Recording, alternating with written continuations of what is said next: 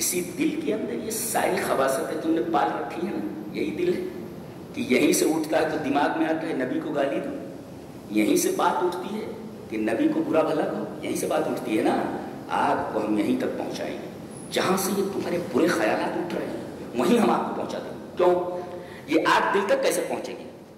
اس لیے کہ آدمی بدن میں آگ لگنے کی وجہ سے دل تک آگ کا اثر پہنچنے سے پہلے مر جاتا ہے، لیکن جہنم میں موت نہیں ہے. اعوذ باللہ من الشیطان الرجیم، بسم اللہ الرحمن الرحیم. اعوذ باللہ من الشیطان الرجیم، بسم اللہ الرحمن الرحیم. ویل لکل ہمزۃ لمزہ الذی جمع مالا وعددہ یحسب ان مالہ اخلدہ کلا لینبذن فی الحطمہ وما ادراک ما الحطمہ نار اللہ الموقدہ التي تطلع على الافئدہ انها علیہم مؤصدہ فی عمد ممددہ. خطبہ مسنونہ کے بعد مشہور سورہ کریمہ سورہ ہمزہ تلاوت کی گئی.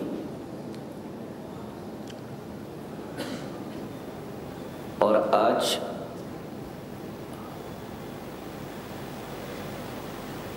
اس جمعے میں ہم اسی سورہ کریمہ کی تفسیر کرنا چاہیں گے. سب سے پہلے کہا گیا ویلن، یہ جہنم کی ایک وادی کا نام ہے. وہ جہنم کی وادی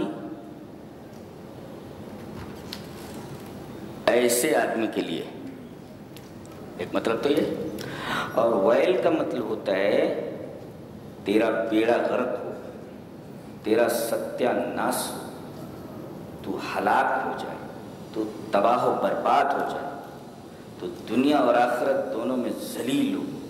یہ ہے ویل کا مطلب. یہ اتنی خطرناک وعید کس شخص کے لیے؟ یہ کلمہ ویل لفظ وعید ہے جس کے یہ معانی ہیں جو میں نے بیان کیے. یہ کس آدمی کے لیے، کس شخص کے لیے؟ جس کے اندر 3 صفتیں ہوں. من اتصف بهذه الصفات الثلاثه فمصيره هذا. جس آدمی کے اندر یہ 3 بری عادتیں ہوں اس کے لیے یہ انجام ہے، ویل کا انجام. 3 بری عادتیں کون سی ہیں؟ پہلے دیکھتے ہیں. ایک لفظ ہے ہمزہ.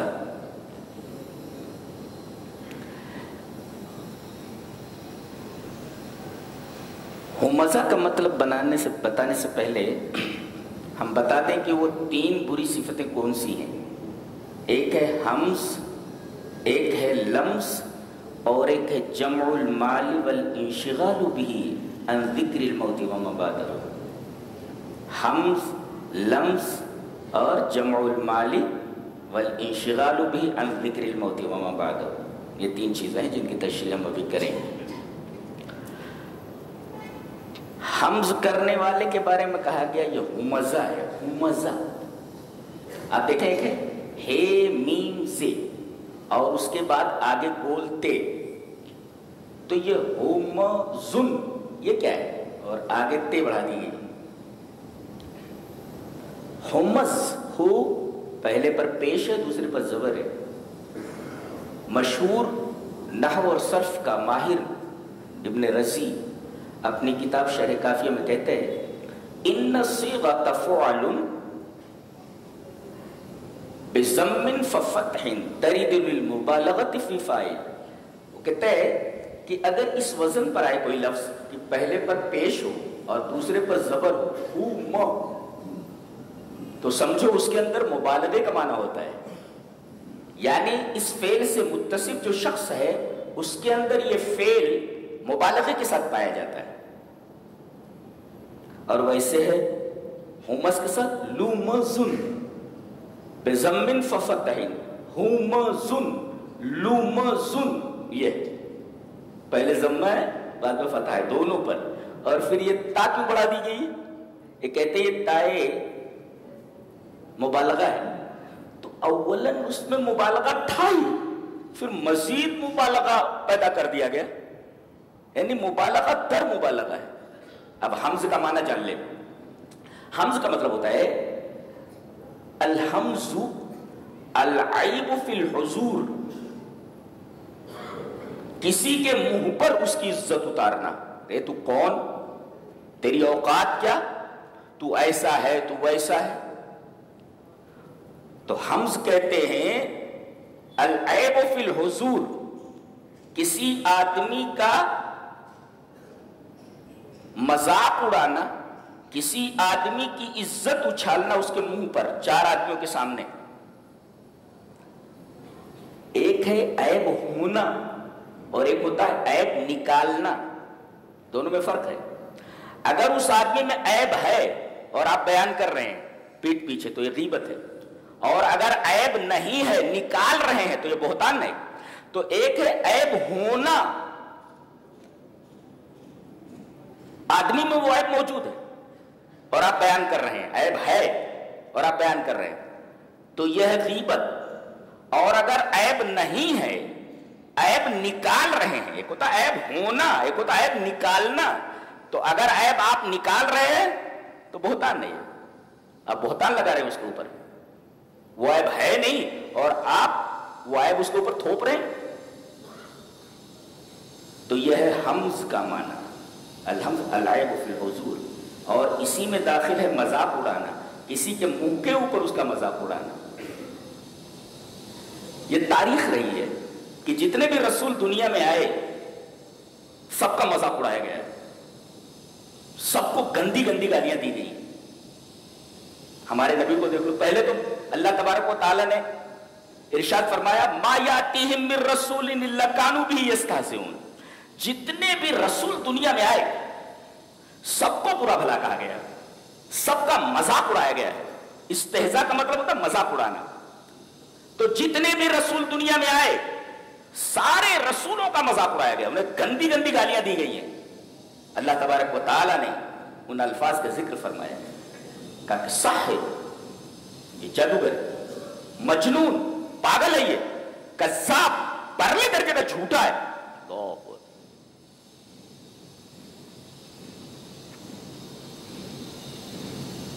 गालियां कैसी दी गई?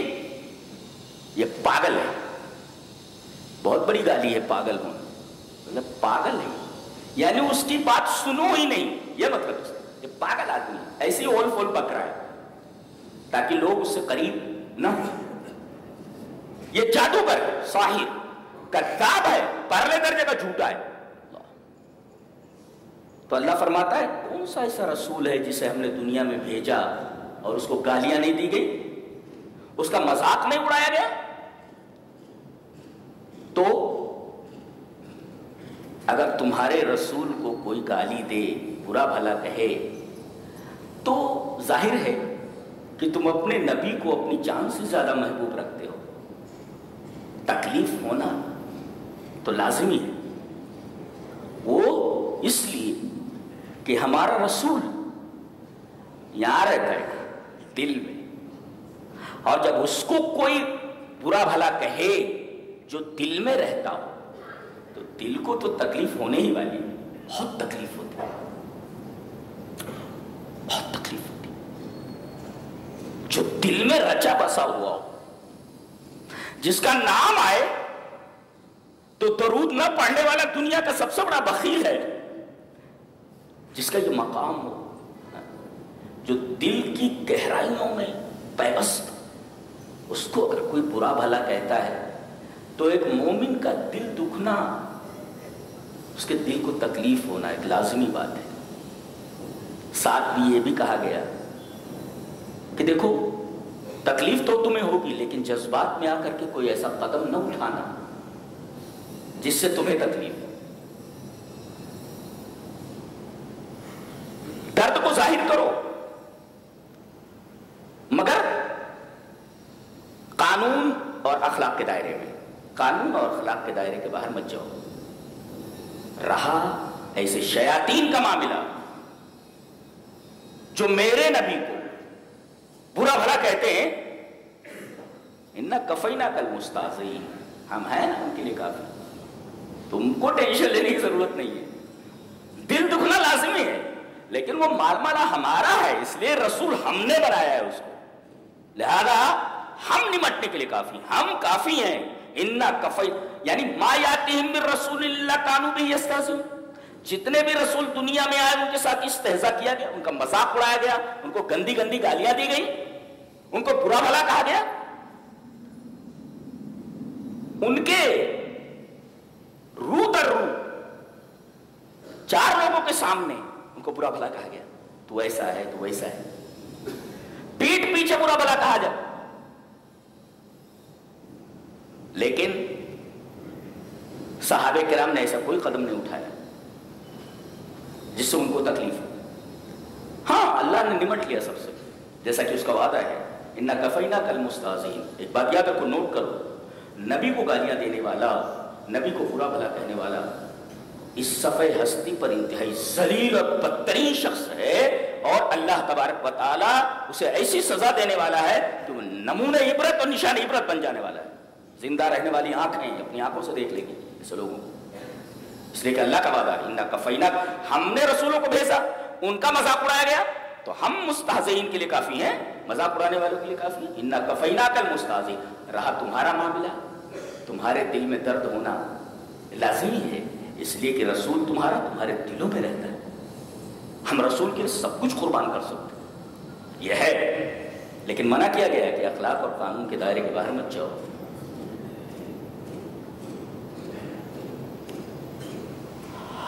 آج پوری دنیا میں تقریباً 180 کروڑ مسلمان ہیں، اس حساب سے ہر چوتھا آدمی مسلمان ہے دنیا کا،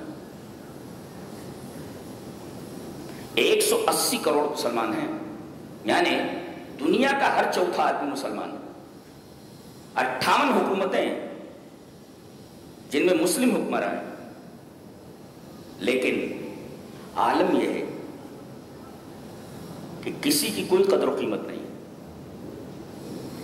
اغیار جہاں ان کو چاہتے ہیں، جیسا چاہتے ہیں ان کے ساتھ سلوک کرتے ہیں، اور یہ کچھ نہیں کر سکتے،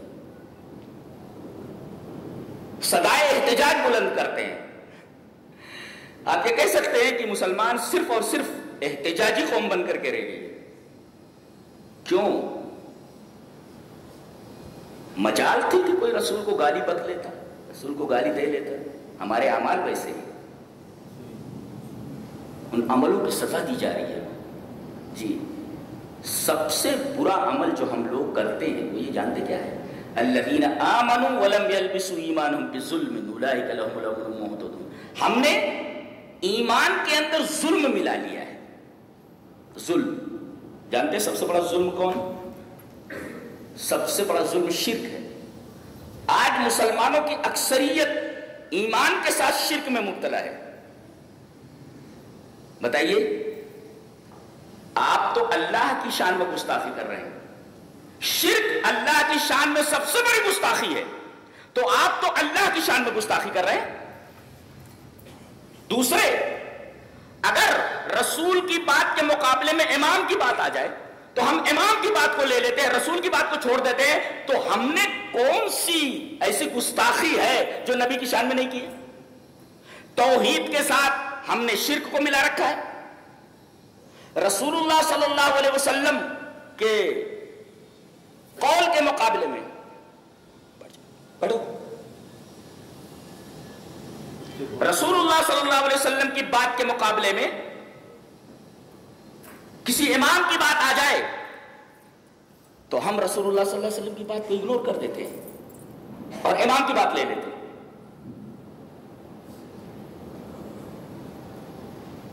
تو تم سے بڑا گستاخ الہی کون ہے؟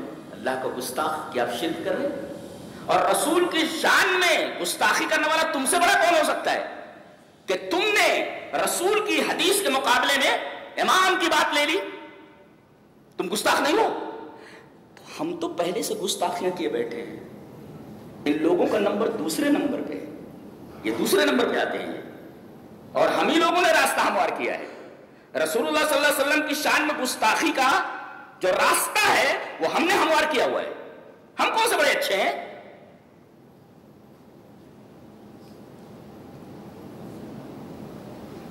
آیت کریمہ پر پڑھتے ہیں آگے. وَيْلٌ لِكُلِّ هُمَزَةٍ، مطلب مانے ایک تو ہے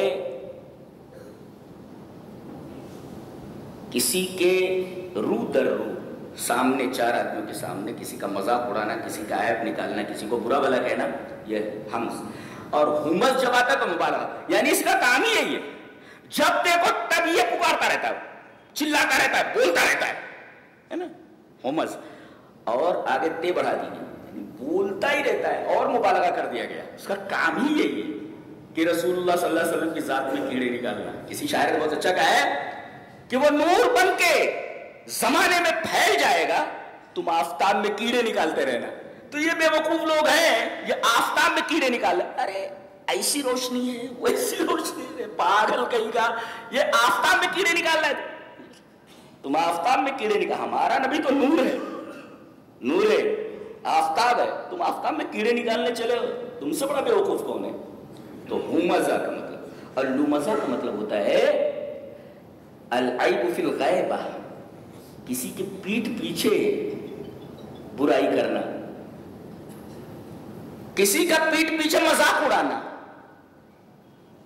کسی کے پیٹھ پیچھے اس کو برا بھلا کہنا. یہ دونوں باتیں ہو رہی ہیں، سامنے کو برا بھلا کہا جا رہا ہے، پیچھے بھی برا بھلا کہا جا رہا ہے، اور دونوں میں ہمزہ بہت، اور اسی طریقے سے لمزہ بہت. یہ کام بڑی شدت کے ساتھ، مبالغے کے ساتھ کیا جا رہا ہے. تو پہلی صفت ہمز، دوسری صفت لمز، یہ دونوں نہیں ہونا چاہیے. کسی کے رو در رو چار آدمیوں کے سامنے کسی آدمی کی عزت سے کھیلنا، یہ نہیں ہونا چاہیے تمہارے یہاں. اور لمز کا مطلب ہوتا ہے العیب فی الغیبہ، اس کی غیر موجودگی میں پیٹھ پیچھے اس کا عیب نکالنا، اس کو برا بھلا کہنا، اس کا مذاق اڑانا، اس کو گالیاں دینا، یہ ہے لمز. اور لمز یعنی یہ صفت بدرجے مبالغہ اس میں موجود ہے، پھر تے لگا دی گئی اور مبالغہ اس کے اندر، اس کا کام ہی یہی ہے، اس کے علاوہ اس کا کوئی کام نہیں. تیسری صفت الذی جمع مالا وعددہ، یہ دونوں کام اکثر کون سے لوگ کرتے ہیں؟ ان کے پاس مال بہت ہو، اقتدار ہو، نیتا ہو، وہ یہ کرتا ہے. الذی جمع مالا وعددہ، جس نے مال جمع کر لیا اور گنا. ایک ہوتا ہے عدہ گننا، ایک ہوتا ہے عددہ، یہاں بھی مبالغہ ہی ہے.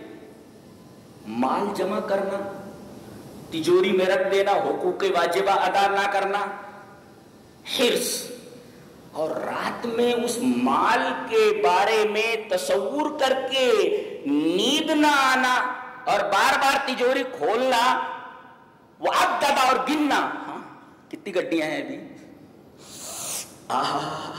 نوٹوں کی خوشبو آ رہی ہے. تو یہ ہے الذی جمع مالا، مال کو سینت سینت کر تجوری میں رکھ لیا، حقوق واجب ادا نہیں کر رہا، یہ ہے حرص. اور رات میں اٹھ کر کے گن رہا ہے اور نوٹوں کی خوشبو سے مست ہو جا رہا ہے، یہ ہے محبت. اور یہ دو چیزیں کسی دنیاوی چیز کے بارے میں آ جائیں تو بہت خطرناک بات ہے. بخیلی یعنی حرص، بہت زیادہ لالچ کسی چیز کے بارے میں، اور کسی چیز کے بارے میں حد درجہ محبت. اب یہ مال کے اندر حرص بھی آ گئی اور دوسرے محبت بھی آ گئی، بہت خطرناک چیز ہے. مال کی حرص چلو غنیمت ہے، لیکن مال کی حرص کے ساتھ مال کی اتنی محبت کہ نیند نہیں آ رہی ہے، گن رہا ہے، وعددہ، اٹھ کر کے نوٹ کی خوشبو لے رہا ہے، یہ ہے مبالغہ. کہتے نہیں حشفن وسوء کیلتن، عربی کا ایک مشہور مقولہ ہے جس کا اردو میں ہم لوگ کہتے ہیں، اردو میں ایک تو کریلا ویسے ہی کڑوا، دوسرے نیم چڑھا. ایسے ایک تو کریلا ویسے ہی کڑوا ہوتا ہے اور دوسرے نیم کے اوپر چڑھا دو تو ایسے ہی ہمز جو ہوتا ہے، ہمز، وہ تو رو در رو کسی کی برائی کرتا ہی ہے، وہ کرتا ہی رہتا ہے. تو ایک تو کریلا ویسے کڑوا، دوسرے نیم چڑھا. لمز بھی ایسے ہی ہے، پیٹ پیچھے کسی کی برائی کرتا ہی رہتا ہے. تو ایک تو کریلا ویسے کروا, دوسرے دن چڑھا. الذی جمع مالن, مال کو سینس سیت کر رکھ رہا ہے, وہ حقوق واجبات ادا نہیں کرا. دوسرے نوٹ کی خوشبو سونگ رہا ہے, تو ایک تو کریلا ویسے کروا, دوسرے دن چڑھا. حشف کہتے ہیں ردی کھجور کو. الحشف ارد التمر, یعنی سب سے ردی کھجور کو کہتے ہیں الحشف. تو کہتے ہیں احشفن وسوء کیلتن, ایک تو کھجور ویسے بھی ردی ہے اور دوسرے تول کم دے رہا ہے. تول پر یاد آیا, قرآن حکیم میں 2 سورتیں سے ویل سے شروع ہوتی ہیں. اللہ اکبر. ایک تو یہ سورہ ہے ویل لکل, یعنی پہلا لفظ ویل ہے, اور دوسرے ایک سورہ اور بھی ہے ویل للمطففین, تطفیف یعنی پیسے پورے لینا اور تول کم دینا. ان 2 سورتوں کے شروع میں ویل آیا یہ لفظ کلمہ وعید, اور کہیں نہیں آیا. ہاں, اور پہلے کا تعلق اموال الناس سے اور دوسرے کا تعلق اعراض الناس سے. یعنی ویل للمطففین کا تعلق لوگوں کے مال سے ہے کہ مال پورا لے رہے ہو اور تول کم دے رہے ہو. اور یہاں ویل لکل ہمزۃ لمزہ, یہاں تعلق آدمی کی عزتوں سے ہے. اعراض مانی عزت. وہاں لوگوں کے مال کا بیان ہے اور یہاں لوگوں کے اعراض یعنی عزتوں کا بیان. وہاں لوگوں کے مال سے کھیل رہا ہے اور یہاں لوگوں کی عزتوں سے کھیل رہا ہے. اور یہ دونوں چیزیں اللہ کو سخت ناپسند ہے. کسی کے مال سے کھیلنا یعنی مال پورا لینا, پیسے پورا لینا, مال کم دینا, تول کم دینا, اور دوسرے لوگوں کی عزتوں سے کھیلنا. یہ دونوں چیزیں اللہ تبارک و تعالیٰ کے نزدیک انتہائی قابل نفرت ہیں. لہذا ان 2 صورتوں کو اللہ لفظ ویل سے شروع کرتا ہے, ویل للمطففین ویل لکل ہمزۃ لمزہ. اچھا, اس کے بعد کیا ہے؟ اتنا ڈوب گیا ہے. ارے مال ہے ٹھیک ہے بھائی, اب اتنا ڈوب جائے آدمی. ایک تو کریلا ویسے کروا ویسے نیند چڑھا, دوسرے کیا یحسب ان مالہ اخلدا, وہ یہ سمجھ رہا ہے, اللہ کرے صرف اس کی سمجھ ہے, یہ حقیقت میں ایسا نہیں. یحسب صرف اس کا گمان ہے کیا, ان مالہ اخلدا, کہ یہ میرے پاس پیسے آ گئے ہیں تو میری زندگی بڑھ جائے گی. ہاں, جتنے میں عیش میں رہوں گا اتنی میری لائف بڑھے گی. یاد رکھو, اللہ کسی امیر کی امیری کی وجہ سے اس کی عمر نہیں بڑھاتا, اور اللہ کسی غریب کی غریبی کی وجہ سے اس کی عمر کم نہیں کرتا. عمر متعین ہے. یہ آدمی سوچ رہا ہے کہ پیسہ ملنے سے عمر بڑھ جائے گی, اور ایسا منہمک ہے مال میں, ایسا ڈوبا ہوا ہے, ایسا غرق ہے کہ الانشغال بھی عن ذکر الموت, موت یاد ہی نہیں آ رہی ہے. آدمی موت نہ یاد کرے, مال میں اس طرح مشغول ہو جائے کہ مرنا یاد نہ رہے اور مرنے کے بعد کی زندگی نہ یاد رہے. ایسا آدمی اللہ کے نزدیک انتہائی قابل نفرت ہے. تو یہ 3 آدمی انتہائی قابل نفرت, ہمزہ, لمزہ, الذی جمع مالا وعددہ, یہ 3 لوگ. من اتصف بہذه الصفات الثلاثہ فمسیرہ ھذا, یہ 3 صفتیں ایسی ہیں زندگی میں لانا تو دور کی بات ہے, فلا تقترب منہما, قریب بھی مت جانا. اس لیے کہ یہ 3 صفتیں ایسی اللہ کو سخت مقبوض ہیں, اللہ کے نبی سخت نفرت قابل نفرت ہے یہ چیز ہے. اچھا, وہ یہ سمجھ رہا ہے لمبی ہو جائے گی زندگی, ایسے کلا, ہرگز نہیں. مرنا ہے اسے, یہ مال اسے زندہ نہیں رکھ سکتا. کہاں ڈالا جائے گا ایسا آدمی جس کے اندر یہ 3 صفتیں ہیں؟ 4 آدمیوں کے سامنے کسی آدمی کی عزت اتارنے والا, عزت سے کھیلنے والا, عزت اچھالنے والا, پیٹھ پیچھے کسی کی عزت اچھالنے والا, مال کو حرص سے جمع کر کے اس کی خوشبو لیتے رہنا, یہ 3 صفتیں جس آدمی کے اندر ہیں, اس کے ساتھ انجام کیا ہے؟ تو ہے ہومز, تو ہے لومز, تو سزا حتم. وہ بھی دیکھو پیش ہے پہلے, پھر بعد میں زبر ہے. ہومزن, لومزن, سزا حتم. آگے فرمائے گا کلا لینبذن فی الحطمہ, تم ہو مزو, تم لو مزو, تو تمہارا انجام حتم ہے. حتمن بھی یہ مبالغے کا ہے, یعنی جہنم کا ایسا ایریا ہے کہ ایسے آدمی کو جس کے اندر یہ 3 صفتیں اس ایریے میں ڈال دیا جائے گا. ڈال دیا گیا تو حتم یحتم کا مطلب ہوتا ہے چور چور کر دینا. جیسے مشغول ہوا تھا نا, چور چور کر کے بکھیر دینا. کتنی خطرناک بات یہ ہے, آدمی اس کا نام سننے تو ڈر جائے گا, چور چور کر دینے والے. اور وہاں کسی کے اوپر رحم نہیں کیا جاتا, اس لیے کہ عربی میں ہے رجل حطم، حطم آدمی، حطم آدمی کس کو کہتے ہیں؟ اذا کان قلیل الرحمت للماشیہ، ایسا چرواہا جو اپنے مویشیوں کے تعلق سے قطع رحم نہ رکھے.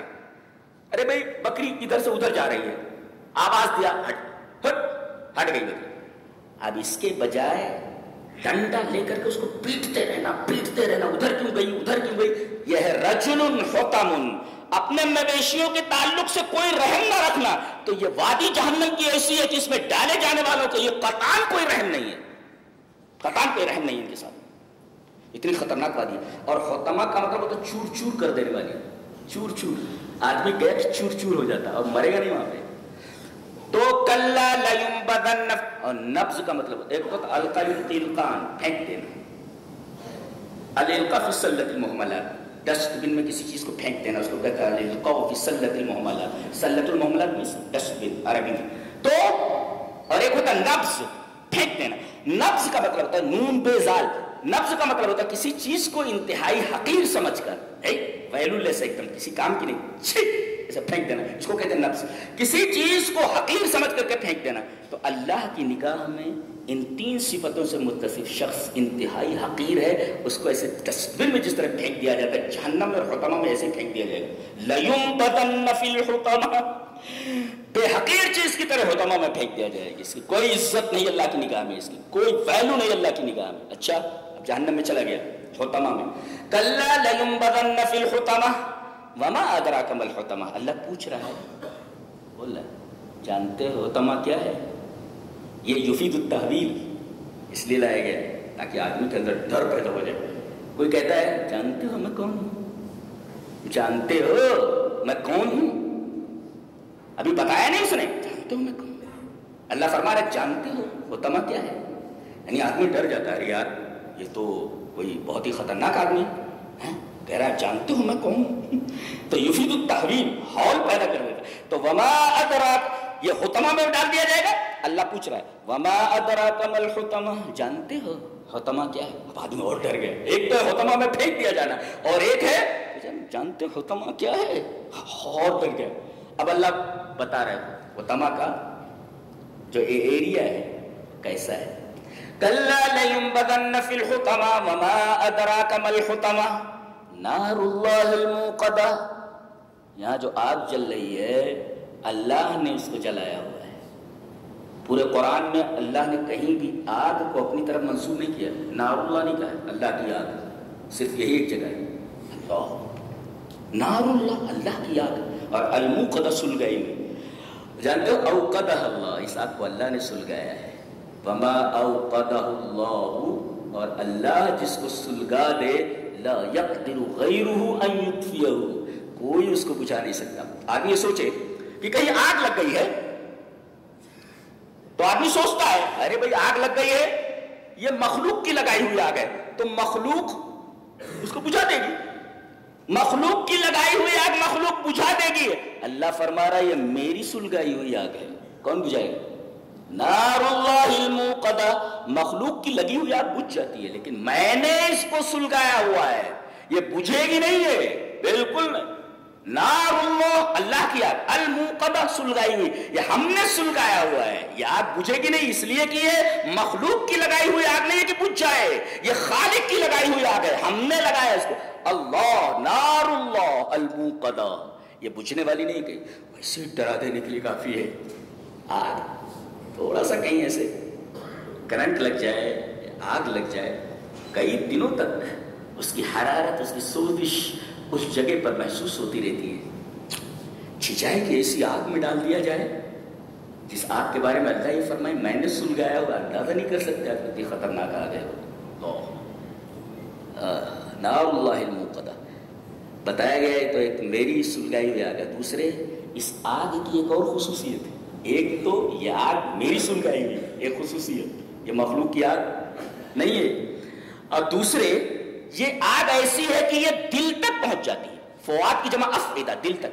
کیا مطلب ہے اس کا؟ دل تک پہنچ جاتی ہے. تجزیہ یہ ہے کہ کسی آدمی کو اگر آگ لگ جائے تو آگ کی حرارت، آگ کا اثر دل تک پہنچنے سے پہلے ہی وہ مر جاتا ہے، ٹیم بول جاتا ہے، مر گیا۔ آدمی کو جلا دیا جائے، آدمی کے بدن میں آگ لگا دی جائے تو آگ کا اثر پہلے بدن کے اوپر ہوتا ہے۔ قرآن حکیم یہ بولتا ہے کہ دنیا کی لگائی ہوئی آگ دل تک نہیں پہنچ پاتی، اس سے پہلے ہی آدمی مر جاتا ہے، لیکن ہماری جلائی ہوئی آگ اتنی خطرناک ہے کہ وہ دل تک پہنچ جائے گی۔ بدن تو برداشت کر ہی نہیں پاتا، دل کیا برداشت کرے گا آگ کو؟ دل تک پہنچ جائے گا۔ دل ویسے بھی بہت نازک ہوتا ہے، اور یہ بتایا گیا اسی دل کے اندر یہ ساری خباثتیں تم نے پال رکھی ہیں نا، یہی دل ہے کہ یہیں سے اٹھتا ہے تو دماغ میں آتا ہے نبی کو گالی دو، یہیں سے بات اٹھتی ہے کہ نبی کو برا بھلا کہو، یہیں سے بات اٹھتی ہے نا۔ آگ کو ہم یہیں تک پہنچائیں گے، جہاں سے یہ تمہارے برے خیالات اٹھ رہے ہیں وہیں ہم آگ کو پہنچا دیں گے۔ کیوں؟ یہ آگ دل تک کیسے پہنچے گی؟ اس لیے کہ آدمی بدن میں آگ لگنے کی وجہ سے دل تک آگ کا اثر پہنچنے سے پہلے مر جاتا ہے، لیکن جہنم میں موت نہیں ہے، لہذا آگ کا اثر دل تک تو پہنچنے ہی والا، مرے گا نہیں نا۔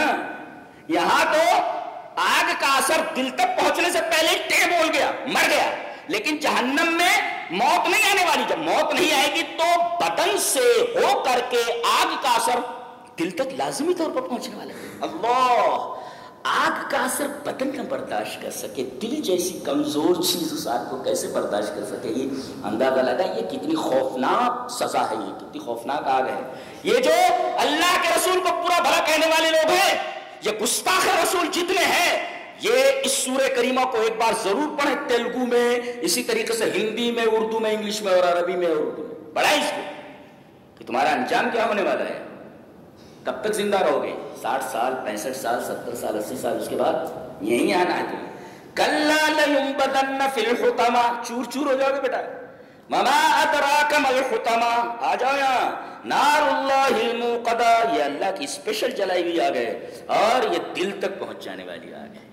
دنیا میں آگ دل تک نہیں پہنچتی۔ الَّتِي تَطَّلِعُ عَلَى الْأَفْئِدَةِ، اور کوئی چیز نیچے ہو، جیسے اسے نا، کوئی چیز نیچے ہو،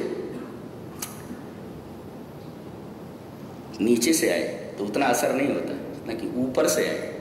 کہا گیا تطلع علی الافئدہ، دل کے اوپر ایسے دیتے آ جائیے۔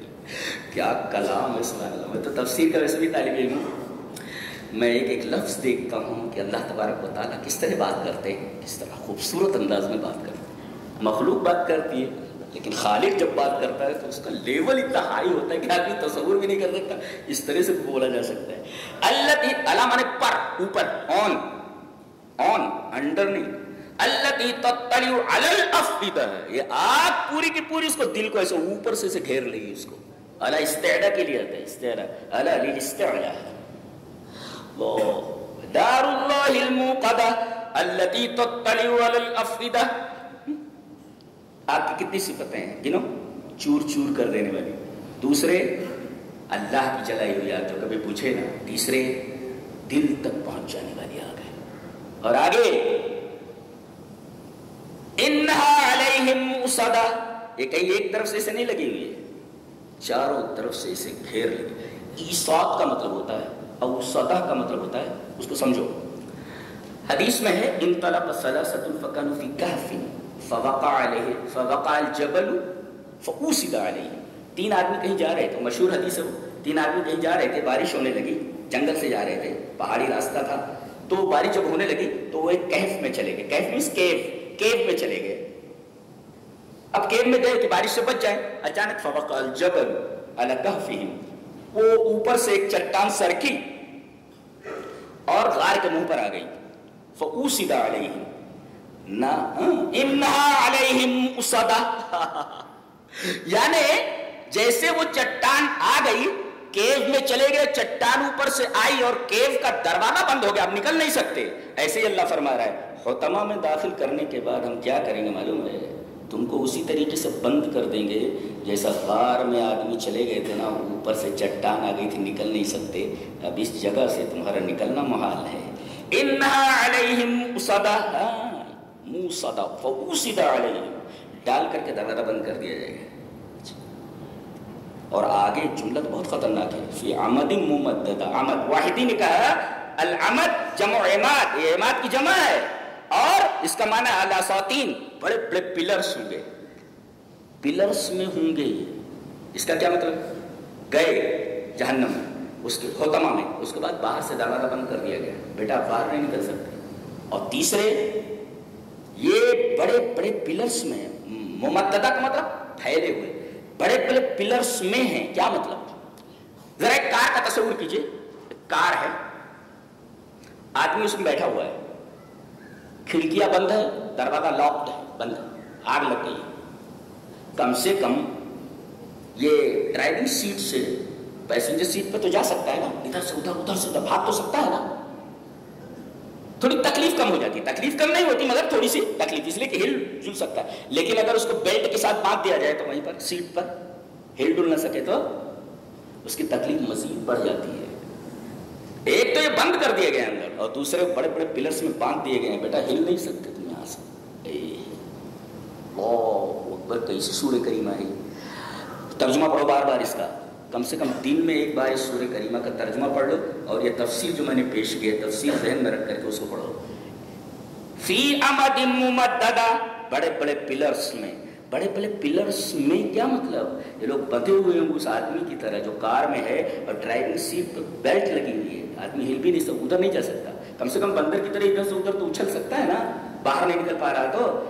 اور اندازہ لگائیے کسی کو کار میں بٹھا کر بیلٹ سے باندھ کر کے اس کی سیٹ کے اوپر آگ لگا دی جائے، اس آدمی کی کیا حالت ہوگی. یہ دنیا کی آگ ہے جو تھوڑی دیر میں بجھ جاتی ہے، لیکن یہ آگ ایسی ہے، نار اللہ الموقدہ التي تطلع علی الافئدہ.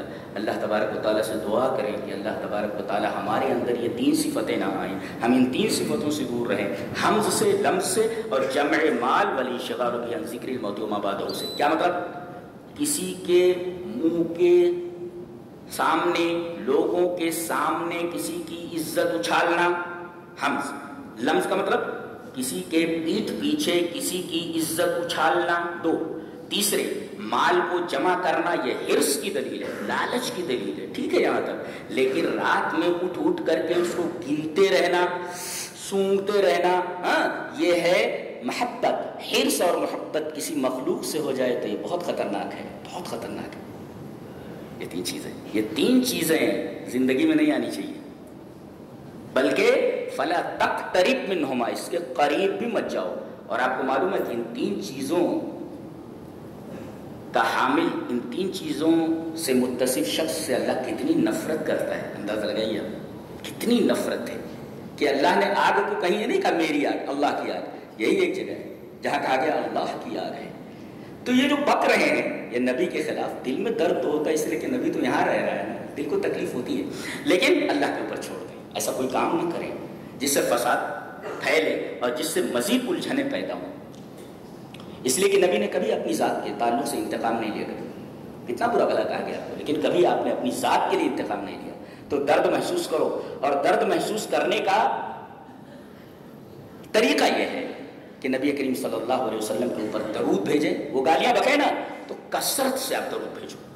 24 گھنٹے میں بس جب بھی یاد آئے نبی، بس آپ پر درود بھیجیے. بس وہ برا بلا بول رہا ہے نا تو آپ درود بھیجیے. یہ ہے نبی کریم صلی اللہ علیہ وسلم سے ہماری محبت کا اظہار. ہم اتنا ہی کریں. بلکہ وہ جو بک رہا ہے نا، وہ بکنے کی سزا اللہ نے اپنے اوپر وہ کر لی ہے. کیا کرنا ہے اسے؟ اِنَّا كَفَيْنَاكَ الْمُسْتَهْزِئِينَ. کافی ہیں ایسے بدماشوں کے لیے. اللہ تبارک و تعالی ہمیں نیک عمل اور اچھی سمجھ کی توفیق عطا فرمائے. وآخر دعوانا الحمد للہ رب العالمین.